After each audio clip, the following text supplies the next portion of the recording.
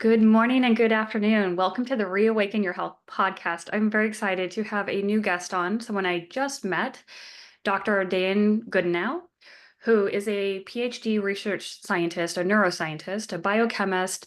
He is an inventor, he has a business, and he is helping people around the world in a very different way. This is a little bit unique, and we're going to talk about how he approaches aging, as well as a term called plasmalogens, which we'll touch in more and how that helps people with their health, especially with aging.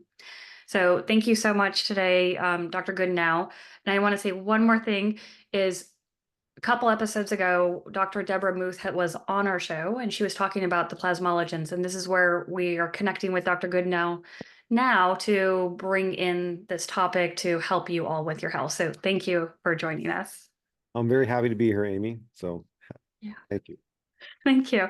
So can you go into your background a little bit? Kind of how did you get into this field and looking at aging and restorative health? It was really exciting because I come at this, I work with a lot of practitioners. We have maybe 3,000 doctors in our network, right? But I'm not a practicing physician. I didn't start from med school and then go through the process of what most functional medicine doctors do, like Deborah Muth, where they realize something happens in their life or someone close to them, and they realize that conventional medicine just isn't providing the solutions that they had originally anticipated. So then they start re-investigating everything, right? At some point in time, you become disillusioned a little bit. You say, well, I got to dig into these things in a little more detail. And they come at it from that perspective. Whereas I come at it from a PhD level of neuroscience, looking at the biochemical mechanisms of neurological diseases and developing technology, doing large scale community and clinical trials, developing diagnostic assays, and so on. Yeah. So the main part of my professional career is in that glass tower of academia, where you're kind of looking at humans walking around and living and dying, right? But you don't really interact with them. We're not really. And so over the last few years, my job is really to kind of blend this level of research technology into this everyday practitioner. Well, not really everyday, but the advanced practitioners, so they can use advanced technologies that are normally just you see in, high level research applications, for example, right? And Yeah. so this really kind of hit home for me. So my background is in neuroscience, but also a synthetic organic chemist. So I make things. Mhm. And one of the big claims of fame for my research career was the invention of non-targeted metabolomics using a very fancy mass spectrometer called a Fourier transform ion cyclotron mass spectrometer. Okay. I can see the Okay. shadows of my windows are open and the sun's going down here in California. Yeah. You're okay. And so what was interesting about this technology, because back in the 90s, we were all obsessed with this genomics, we were sequencing the genome of all these organisms and of the human genome and understanding which genes are associated with which outcomes. And since your genome is kind of a unitary entity, like once you've discovered it, it's a fixed version. Metabolism, all the things that we do, because we're a bioreactor, right? Humans take in hamburgers and milkshakes, and they make heart tissue and hair and skin with this stuff, right? So we are this really incredible anabolic machine, if you will, that takes in hydrocarbons, and we breathe in oxygen and we burn it just like your furnace does, the carbon dioxide and water, and then we capture that energy to do all these things that our body does. And it's pretty, so the environment that we live in is very, very complex. So the number of metabolites, not just those that are endogenous to the human body, but those that we are exposed to, is a very, very large number. Okay, exponentially larger than what the genome is. So back in the 90s, long story short, we had no real way of measuring biochemistry in a complete, comprehensive way. And so I invented a technology that could measure thousands and thousands of molecules simultaneously using this fancy mass spectrometer. And then we started applying this to genomics research, but also human health research. And as we did studies in cancer and other diseases, so a huge host of, autism, multiple sclerosis, Parkinson's, aging, and dementia, we were able to identify that there are biochemical changes that are occurring in individuals before they get a disease. And it really changed our mindset in that most people think you get a disease, Mhm. and then this disease has a negative impact on your body. Right. When in fact, it's the other way around. You actually have a deviation from health that Okay. leads to probability or propensity to get a certain disease. So your biochemistry changes before you get a disease, not after. And the real eye-opening experience was these two projects we did in colon cancer with two different universities in Japan. So we first started with Osaka University, and this is when we discovered these biomarkers for cancer, colon cancer, these gastrointestinal tract acids that we measure on our Yeah. proton scan test kit. They're reproducibly low. And people have low levels, they are diagnostic of them potentially having colon cancer. And back then we thought, well, so if we go in and get surgery and you remove the tumor, then these Mhm. biomarkers should come back to normal, right? Because the mindset was that these biomarkers, like the tumor is basically eating these biomarkers up, right? And so they're causing depletion. Right. What we found was post-surgery, clean bill of health, months afterwards, these biomarkers were still just as low as they were during cancer, indicating that these biomarkers were decreasing before they had cancer and were causal to the cancer formation. So once you have cancer, you actually have cancer plus these biochemical defects. Got So we really it. didn't believe it. So we redid the entire study again in another university, in Chiba University, Japan, and got exactly the same results. And this was a Wow. really big eye opener because we thought, because at this time we were developing diagnostic tests and assays for different cancers, thinking that we're actually measuring something about the cancer. What Mhm. we're actually doing is measuring the deviation from someone's health. And it really changes your mindset because Yeah. health is unitary. Like your health Yeah. and my health is the same health. Yeah.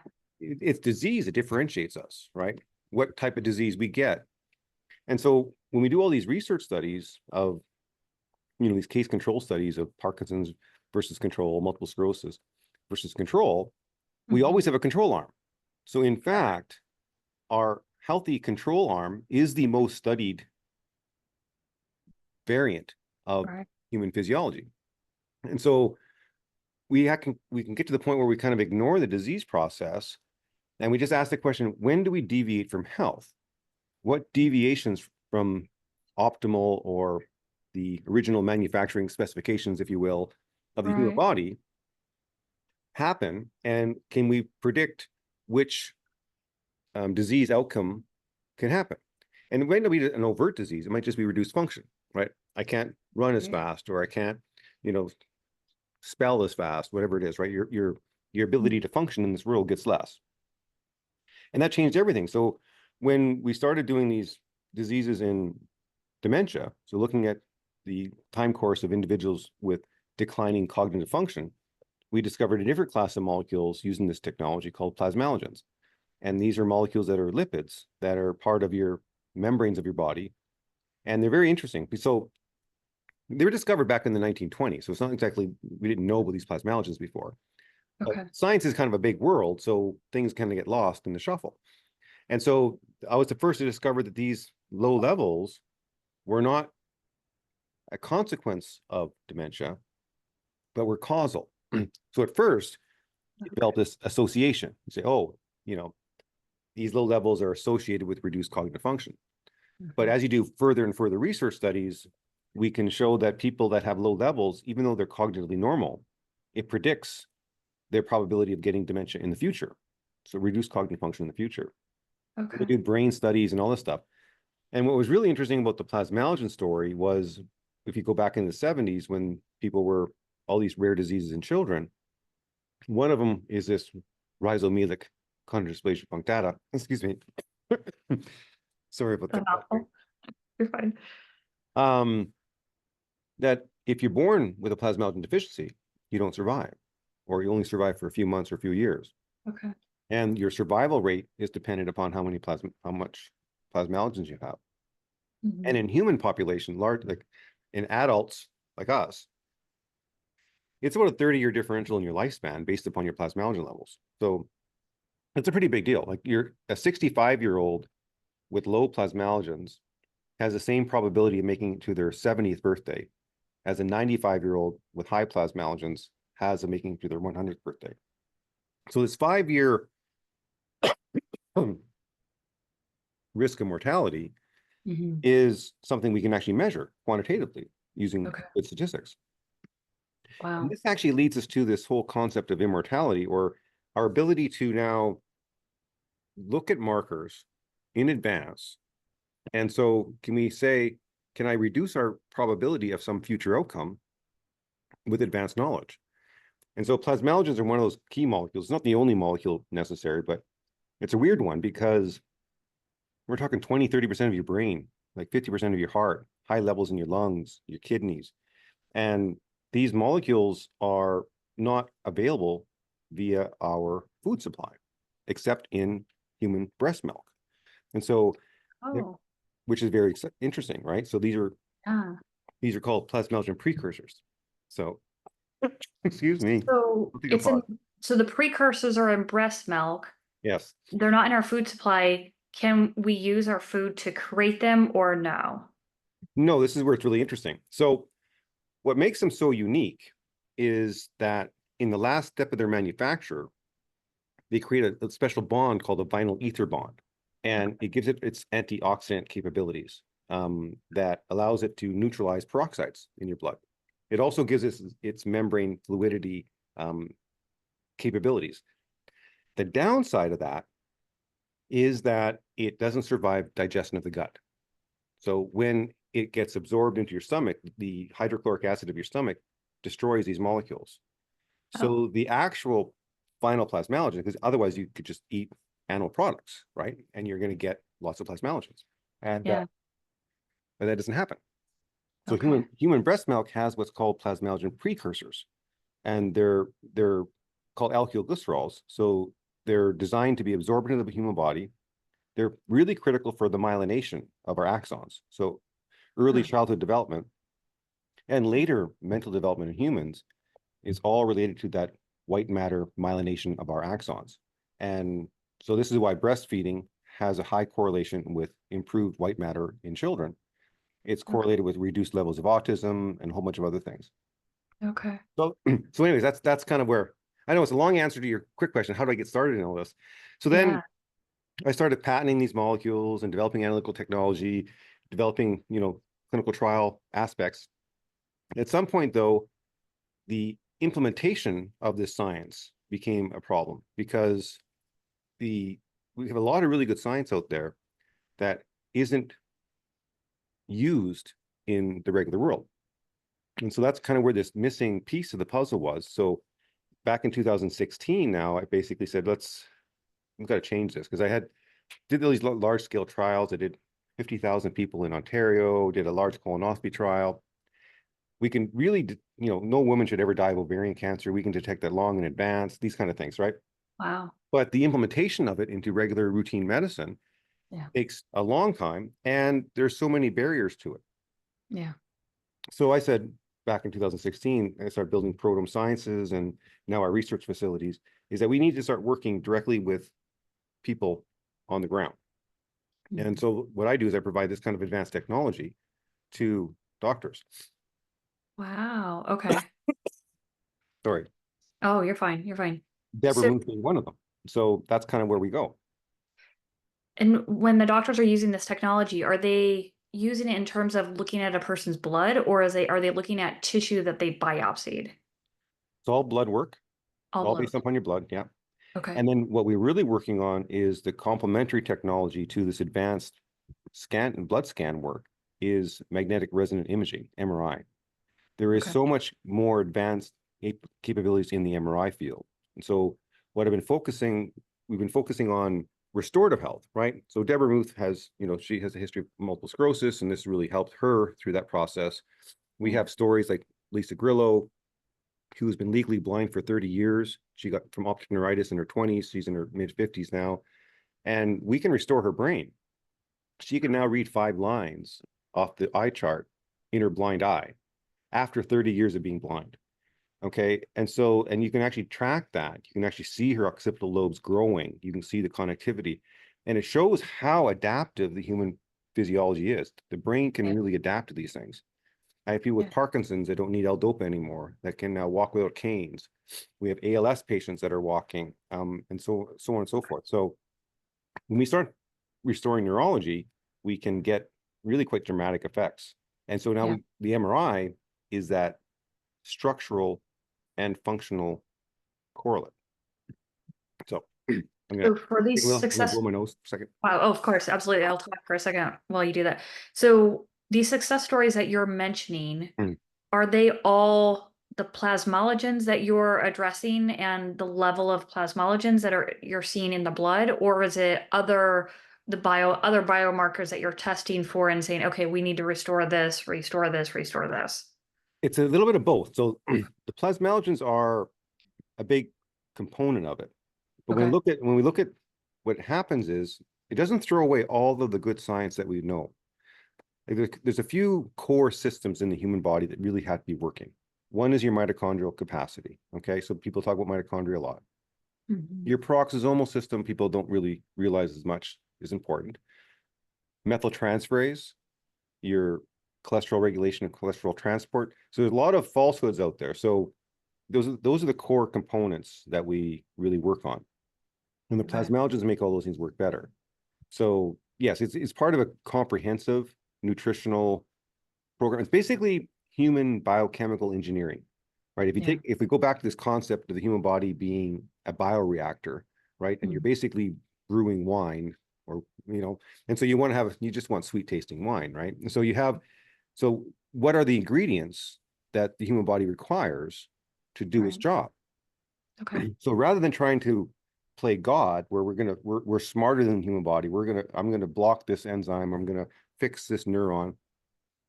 If you actually provide the cells of the human body with the ingredients that they need, and Yeah. then put yourself into an environment that stimulates that adaptability, Mhm. the body will fix itself.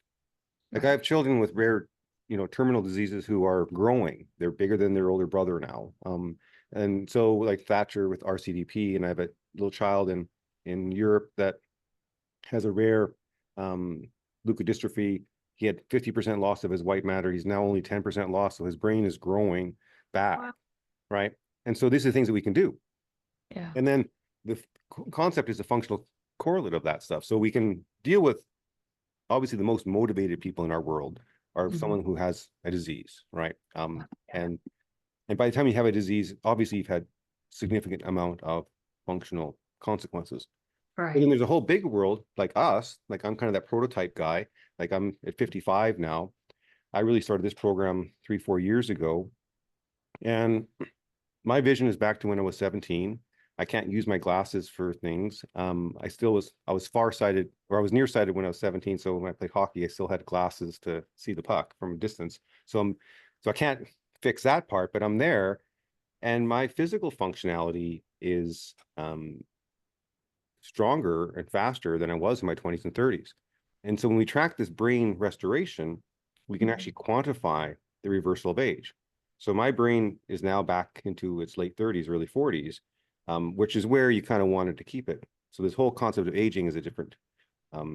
People want to reverse age, but really what you want to do is you want to age forever. You want to age well forever, because Yeah. I don't want to learn, I don't want to forget everything I learned in the last 20, 30 years. I want to kind of build upon my knowledge. Yeah. And so I just want that capability and functionality to continue indefinitely. And the question is, how do we measure that? Mhm. MRI is one big component. There's other functional measures of it. But we're really getting to the point now where we learn from these restorative neurology models and individuals, Mhm. and we fine tune this nutritional biochemical engineering. And what's interesting about it, it can be done not using anything but actually endogenous human molecules. So we don't use any herbs or no drugs, they're actually just human biochemical intermediates. Like your B vitamins are still important, like your thiamine, riboflavin, niacin, the people, your alpha lipoic acids, your N-acetylcysteines, your carnitines, your CoQ10s, Mhm. leucine enriched whey protein, these type of things. So we can deal with, like, you don't want to throw away all that knowledge, but then you want to basically integrate it into a cohesive strategic model that you can measure both biochemically using good advanced mass spectrometry and functionally using stuff like MRI or other, ultrasound and so on and so forth. So we can start doing that kind of work. So when someone goes to a practitioner that's been trained by you, and let's say whether they have a disease or no disease, they would get tested for their brain and possibly do a functional MRI to see kind of where their blood work is versus their brain. And then based on that information, they would get kind of a protocol, would you call it, of if they're taking certain supplements or plasmalogens or whatever you decide to get to boost their Correct. brain, basically. And so do you then do repeat scans or repeat blood work on a monthly or biannual basis to see where things are going? Exactly. So that this is another thing that we learned over time. So at first, the hardest part about this work is unlearning the wrong stuff, Yeah. right? And make sure we use the technology that we have. We actually Right. medicine has some really good technologies. Like there's a lot of good biomarkers, just uric acid and creatinine. These molecules have really important value. They've been used for negative outcomes. Like so blood creatinine levels, we look at it for kidney failure. Well, Right. actually, low levels are actually more important to keep an eye on because when you get low levels of creatinine, that means you're sarcopenic, you're muscle wasting, your muscles are no longer. And so a lot of these molecules, we've developed them for these acute disease type situations, right? Got it. Which is why, Right. what medicine is about, right? You go see a doctor when you're sick. You don't go to see a doctor when you're healthy. And so, Right. and the doctor's job is to find out what's wrong. You're going to the doctor, I'm not feeling well, something's not right. Tell me what's wrong with me, right? And so we developed all these tests to diagnose and categorize people and Mhm. then have some sort of process for them. We're not really set up for optimizing health. And so the blood testing isn't about diagnosing disease, it's about understanding the optimal functioning of your systems, which Got it. means interpretation slightly different. Mhm. Then the other part that we have a hard time with is that doctors are typically trained to treat to the diagnosis, right? Mhm. So, oh, I take your blood test, you're low in B12, so I'm going to give you B12. Well, you should never be low in B12 because she should always be taking enough B12 to be normal. So I don't really need to, take a blood test to Right. tell me I should be taking B12. Okay. Yeah. I don't need a blood test to tell me I should be taking vitamin D, right?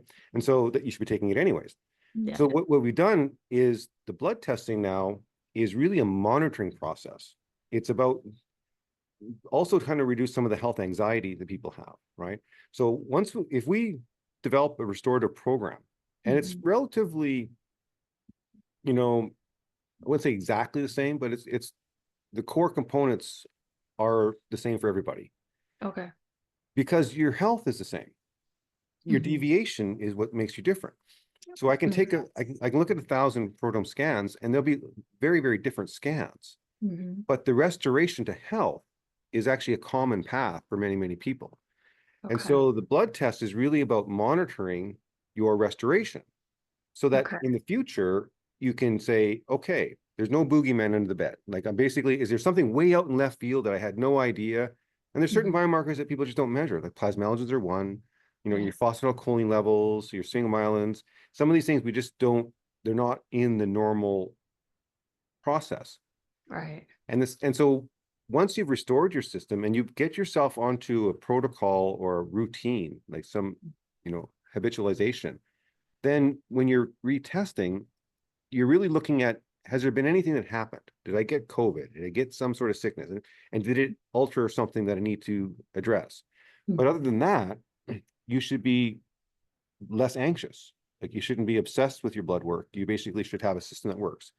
And Okay. then it should reach the restoration phase isn't completely linear forever because like if I want to regrow my brain, it can only go as big as my skull. So at some point it's going to reach a plateau where it is optimal. Yeah. That is what we want to keep forever. Got So it. so that's the model of longevity. and immortality, essentially. So people think immortality is a weird word, like you live forever, but really we're born immortal. Like you're immortal every day, because you can't really live tomorrow anyways until you live today. So it's really every single day. So it's if I Mhm. can maintain my functionality today, tomorrow, Mm. then it's just an endless number of tomorrows. Right. Right. And so it's like you can't say, oh, that's what I'm going to look like when I'm 130. Mm. That's not something that you can really deal with today, right? Yeah. So what you want is the human physiology to be running at its optimal conditions forever, Yeah. and monitoring that over time. So that's kind of where I think people think that there's some sort of magic potion in terms of aging, and they think that there's some sort of clock or there's some sort of pre-programmed age. And when reality, it's just apathy. It's just, Yeah. people, Yeah. it's entropy from a physics perspective. Mhm. Things try to reach disarray. And the Yeah. longer that you live on this earth, the more opportunities there are for you to get knocked down. Yeah. And so being vigilant and restoring these things is simply that process. But we need Mhm. to know what we're looking for. Okay. We need to be able to measure deviation from health. And then we need to be able to have strategies to restore that deviation from health. Mhm. And we have to learn how to think forever. Like we can't, this idea of retirement has to be strucken from our mindset. Like there's no such thing as retirement. When you're 85 years old, you should be thinking of your next university degree. You shouldn't be thinking about going fishing, unless fishing is some sort of sport and you want to basically say, I'm going to make the big, I'm going to get the biggest fish this year. Right. So, Right. so people have to have a purpose, Yeah. because ultimately the human body is simply adaptive. Mhm. It's not smart. It doesn't know what kind of dumb stuff I'm going to do tomorrow. Okay, am I going to have pineapple juice? Am I going to have milk? What am I going to do? Like it has no idea. It's Yeah. it's got to adapt to whatever you put it Right. in. So our job as stewards of our body and mind is to put ourselves into healthy, adaptive environments, right? To push ourselves into areas that are within our capability, right? So that, you can't, ALS is a good example where people, you don't want to exercise too much because they can't sustain it. And so Mhm. sometimes that'll send you back. And so everything that we do is this adaptive process, this strategic stressor, Mhm. and then your body reacts to it. So if you lift weights, like I don't need weights to move my mouse around my computer all day long, right? And so Right. I'm tricking my body. So my body thinks, oh my God, this guy needs to lift 50 pounds weight, dumbbells, whatever it is, right? And Yeah. so it adapts to that. And then when you're not using that, you have reserve capacity, physiological reserve capacity, which we all Right. want. Right. We can do the same thing biochemically. We can create biochemical reserve capacity. You can have like your methyltransferase system could have excess. It could be, Mhm. you know, your tanks are full, your plasmalogens for, membrane restoration and all these things. So that's the basic concept that we do now. And we're getting some pretty crazy results in individuals. And we're just it's exciting to work. Now that I have all this network of doctors and Mhm. all the richness of human experience, Yeah. we're learning, and then we can start putting this into mainstream. With it's just a matter of numbers now that we can make some of this stuff standard of care. Concussion recovery for kids, and brain development issues. Like these are not Wow. fantasies anymore. These are actually these are objectively measurable inputs and outcomes. So That's incredible. So, do you encourage mothers who are breastfeeding to breastfeed as long as possible within reason? Like, I know the standard is try to get to 6 months or a year, and now it's kind of starting to shift to can you make it to 2 years? Are you seeing, is there a benefit for going a little bit longer, or does that benefit stop after a certain point in time? well, you can replace it. See, that one of the biggest problems with early childhood development is nutrition. If you go down your grocery aisle and you look at the ingredients of formula, Yeah. it's just ridiculous. It's just complete garbage that we're Yeah. feeding these infants. So I Mm. think in terms of the breastfeeding, the 6 to 12 months is obviously ideal. But the plasmalogens and other nutrition, you can replace that. So there doesn't need to be, the reason why the breastfeeding is beneficial long term is because of the nutrients in the breast milk. Mhm. But the plasmalogens and other nutrition can be supported during that time. Okay. And from a plasmalogen perspective, 12 months is probably ideal because uh, infants have low levels of plasmalogens when they're born. Hmm. The big issue is your brain myelination. So when we're born, we have very little white matter in our brain, maybe 5% or less. It starts in the third trimester. And then, like you and I, almost 60% of our brain is white matter. Okay, so it goes from like 0 to 60. Okay. And the process is highly metabolically demanding. And when the child switches from the placental supply of nutrition to their own endogenous supply, Mhm. there's a catch-up period. And the breastfeeding Okay. compensates or supplements that.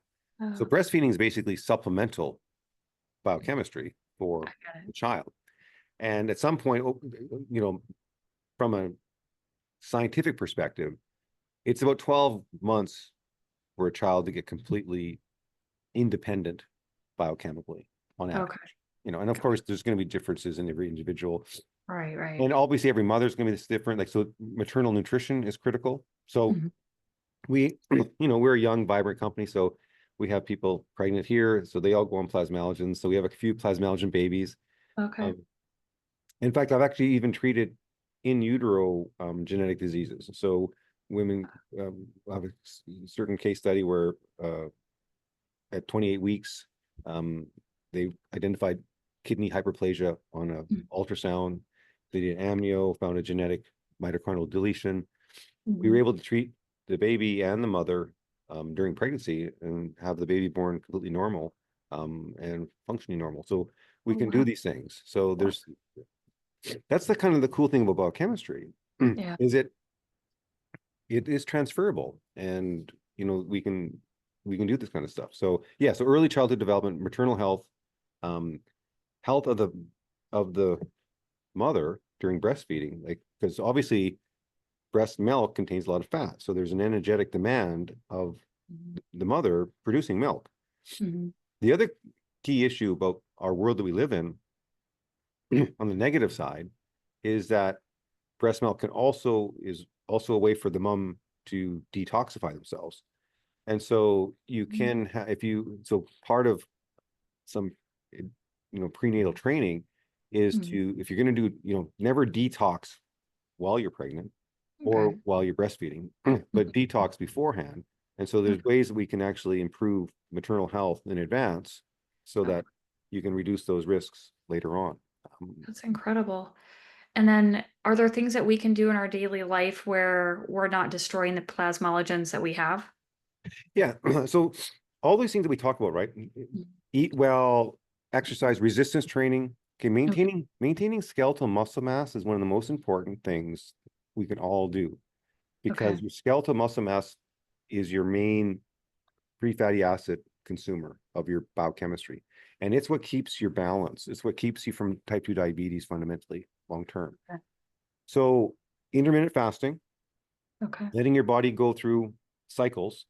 So there's no such thing as homeostasis. Okay. The human body is never at rest. Okay. You never say, okay, I'm going to turn my heart off for a few hours while I rest. No, it's going. Like you're always on. Like once the on switch is flipped, it's on. And so Mhm. the only thing that's happening is it's changing from one thing to another. So there's always some sort of cyclic. I'm either in Mhm. the resting state or I'm in the active state. I'm in the sleep Okay. state. I'm in the fed state or I'm in a fasted state. So the goal we can do is allow the body to to function in the way it's designed to function. Like we eat fundamentally just to store fat. Mhm. The core, our all the subcutaneous fat cells, that's our gas tank, right? So when you eat, we fill those gas tanks up, and Right. then we live off of those for the rest of the day. Right. And Mhm. your body has certain biochemical switches that are tuned for that. And so you Mhm. want to have a fed state, eat, and then you want to have a fasting state. And so those are the things, and you want to have a good sleep state. And so these are the things that we typically do. And so, exercise, resistance training is a big big deal. Like, obviously go for walks and runs, Yeah. to get, there's two components of your physiology. One is your oxygen utilization. So people call it cardiovascular health. Right. So if you run or you expend caloric energy, if you will, then your body has to adapt to say, wow, this guy uses a lot of oxygen. So, because if you're performing a lot of work, you're requiring oxygen. And then your mitochondrial capacity adapts to that level. All right. And so when you do less work, your adaptation goes lower. And this is really the problem with people with long COVID things. Like, or someone gets a big, long autoimmune disease, for example, right? Mhm. And even if you fix the disease, they're still stuck in this dead space. Like they're just not, so because they've adjusted their, at the biochemical level. The same way that you might adjust your lifestyle if you're working full time and then all of a sudden you go on vacation or you quit, then all of a sudden your days are different. Like Yeah. we have cliches about this, right? If you want something done, ask a busy person to do it, right? Because they're busy, right? Yeah. Because they can get things done. And so Mhm. what happens is you have 24 hours in a day, and all of a sudden, if I only have half as many things to do in the day, well, Mhm. I take twice as long to do each of them, right? So you Mhm. kind of you still fill your day up, Right. so now all of a sudden you kind of Yeah. meander with this and so then you have to reawaken that. At the Mhm. cellular level, the same thing happens at your mitochondrial level. So Oh, when people get in these low levels of state, they get what's called a maladaptive state. So even once you've kind of resolved the inflammation or you resolve these things, the the basal activity has kind of been tuned gotcha. tuned down. So then it takes a process of booster cables to kind of jumpstart those things and get them, because, and again, this is adapt. Like, so we adapt in the positive direction as well as in the negative direction. So when people do Gotcha. these aging clocks, they look at you know mitochondrial methylation status and all these kind of things. They say, oh, this methylation is increasing with age. Well, it's usually a consequence of the reduced functionality. Okay, so it's just tuning down your system. Otherwise, you just burst into flames. Like, you're not, your body's only going to provide you what you're asking of it. Mhm. And which is why when you take certain supplements and when you work out again, these methyl clocks can actually get reversed, Got it. right? So they're not, you can't just reverse the methyl clock and you'll automatically be up and at 'em. It's the other way Yeah. around. You start getting up and at 'em, and then your methylation clocks adapt to this newer, higher functioning state, which is back to this whole longevity concept of maintaining function. Mhm. Never retire. Always Right. have something to strive for. Have goals and objectives that take 100 years to achieve, and you know, then live each day as if it's your last, if you will. So, but on that process, and it's kind of, once you start talking about it, it Mhm. actually makes a bit of sense. It Um, does. Yeah. but and once you get past the science fiction-y thought of living forever, it's it's basically living the next day in the Yeah. same level of function that you have today. Right. And if you can do that, then it's going to be fun to see how far we can take this. Absolutely. So do you take the plasmalogens now then? Oh yeah. So I've Okay. been on them. My dad's, like, my family's all on them. Yeah. So when I look at my brain structure and volume, and I had an undiagnosed concussion, um, well, not undiagnosed, I just dismissed it when I was a kid, fell off a skateboard, crushed my head, Oh, called my dad up. He says, I said, Dad, when I had that skateboarding accident, oh yeah, that was pretty bad. You were in the hospital like 2 weeks. Your brain was swollen. I go, well, that would have been nice to know. Thank you for telling me that. oh, 40 yeah. years, 50 years later. And then Yeah. so when I did my own brain scans, Okay. I could identify, I thought, hey, I'm a high functioning guy. My brain's going to be good normal. And so I do the advanced brain work, and I had these cortical thinning areas and some inflammation of the brain. And so I present that information, and I can show my brain recovering from that post-concussive syndrome. And we have way more of that than we think we have out there. And so, yeah, so obviously I practice what I preach. We Right. focus on these things, Yeah. and we monitor and measure them going forward. Okay. Yeah. Wow. So this is incredible, and I know we could keep talking, but if maybe some another session, but if people want to either get a hold of you or get started on looking at this process to restore their health, how would they do that? So we have two organizations. So prodrome.com is where you Okay. can buy plasmalogen supplements. We didn't talk Okay. in great detail. There's two types. There's an omega-9 that's Okay. designed for the myelination of the brain, and that's the one that's in breast milk. Okay. And there's an omega-3, which is for performance enhancement. It Okay. helps neurogenesis, neuromuscular growth, reverse cholesterol transport, synaptic function. It's a real, I always say the glia or the omega-9 is the tuning dial. If you take a look at an old radio, you got these two dials. One Yeah. is the tuning dial, one is the volume dial. Okay. And if your station isn't tuned in quite right, if you keep the volume down, you can kind of still hear the music behind the static. But if you crank the Right. volume up, all you hear is static, right? So glia tunes the station. It tunes your neurological systems. It gets the myelination, it gets the signal transduction working. And Okay. then neuro is the volume. So we typically take the omega-9 at night for the rebuilding phase, take the omega-3 in the morning and during the day for the excitement phase. And so, but once you have the station tuned up, then you can crank the volume up. So Okay. So that's, you start with the omega-9 for a bit and then add the yeah. three to boost you. Especially with people with obviously people are usually motivated by something. Like they've got some sort of autoimmune, they got SIRS, they got MS, they got, long COVID. Yeah. Always start with the omega-9 and mitochondrial support. And then once that's happening, that's a big program with autism and ADHD, for example. Okay. And then once that's under control, then you can accelerate the development. And so this long COVID situation, like getting rid of myocarditis and things, that's the omega-9 for the most part. Right. But Okay. getting them out of the slumps when they just can't get through the brain fog part, Yeah. that's the omega-3 one. Okay. Okay. This is So great. prodome.com, Prodome.com. and there's doctors and practitioners there. And then drgoodenowe.com is Okay. where all the research is, protocols. We have a Okay. full-blown restorative health center. People come and live with us for 3 to 4 months. Like we take Okay. ALS, multiple sclerosis. So we do full restorative. So it's kind of, you can start in the simple, as fancy as you want to get. We get into the real high-tech stuff as well for people. That's awesome. This is wonderful. Oh, I appreciate it. Well, thank you. I know we could keep going, but I do have to limit Yeah. this so people can jump onto other things. Thank you for sharing this. So prodome.com and Uh, drgoodnow.com. yeah. So drgoodnow.com. Okay. Thank you so much for your time. I And really appreciate it. I know you're going to help people because I'm going to send this to several people already. But thank you so much. And thank you all for listening in today, watching today.